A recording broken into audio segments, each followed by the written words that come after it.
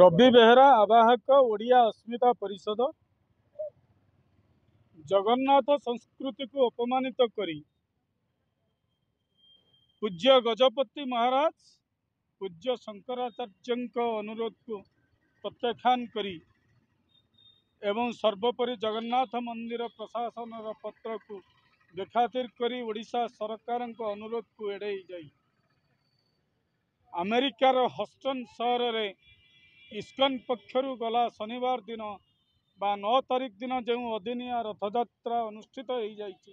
ताकू ओडिया अस्मिता परिषद तीव्र निंदा करुच्ची। एही अदिनिया रथयात्रा अनुष्ठित कराइथिबा जोगु जदि इस्कन कर्तृपक्ष जगन्नाथंग पाखरे क्षमा भिक्षा न करंती ओडिशा सरकार पाखरे क्षमा भिक्षा न करंती गजपति एवं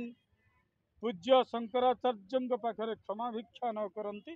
ताले ओडिशा रे इस्कन को बैन करने ओडिशा सरकार पाखरे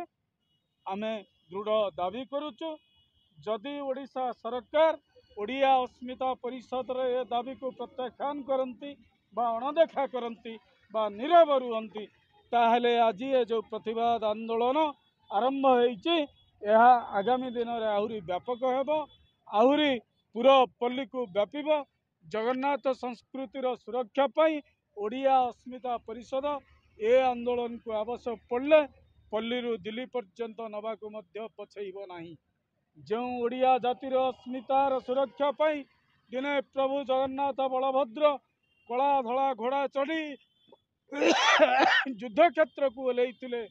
से जगन्नाथ संस्कृतिर सुरक्षा पाई से जगन्नाथ स्वाभिमान सुरक्षा पाई ओडिया अस्मिता परिषद आगामी दिन में युद्ध क्षेत्र को ओल्लैवा पश्चातपद हेब नहीं। आज ओडिशावासी पाखरे ए घोषणा ओडिया अस्मिता परिषद आवाहक भाव में मु आपण मान जरिया करने चाहूँगी। धन्यवाद। तांकर बेपार पाई तांकर प्रसार और प्रचार पाई सेमाने जगन्नाथ संस्कृति को निजर बेपार रे लगई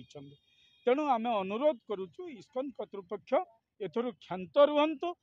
जगन्नाथ संस्कृति को विकृत न करंतु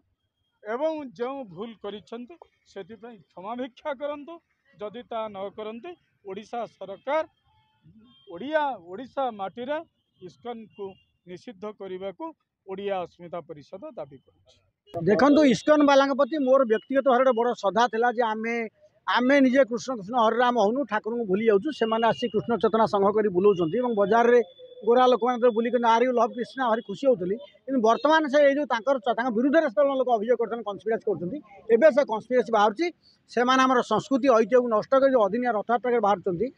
बंद कले से बड़ कथा नुह। इस्कन वाला से अक्षय पात्र फाउंडेशन कर जो खाद्य दौरान मोर कहीं सन्देह रोचे अक्षय पात्र फाउंडेशन जी खाद्य ठिका नहीं तुम आज संस्था ठाकुर काम कर तुम खाद्य ठिका नहीं कहीं बेपार कर आग लिखित असरंती खाद्य अक्षय पात्र फाउंडेशन बर्तमान देख मध्याह्न भोजन नहीं बेपार कर मध्याह्न भोजन जो रेट निम्नमान खाद्य दिखाई ठिकाना नगर दिखाऊनी तार तदंत आम आवश्यक करा इस्कन लीड कर अक्षय पात्र फाउंडेशन ना धर्म ना बेपार कर स्पष्ट है से जी कनसर्न धर्म ना बेपार कर चाहूँगे तुम जदि गोटे रिलीजन को आसेप्ट कर बुझीच रथयात्रा से फिर हम ना ये आज नुह आगुरी उद्यम करते तेणु एठू प्रमाण हो जो मैंने कहते प्रकृत में इस्कन कृष्ण चेतना संघ फरेनर मैंने धर्म नष्ट करेंगे से सिम्टम देखा से निवृत्त रहे लोक आस्था रहा लोक आस्था तुले।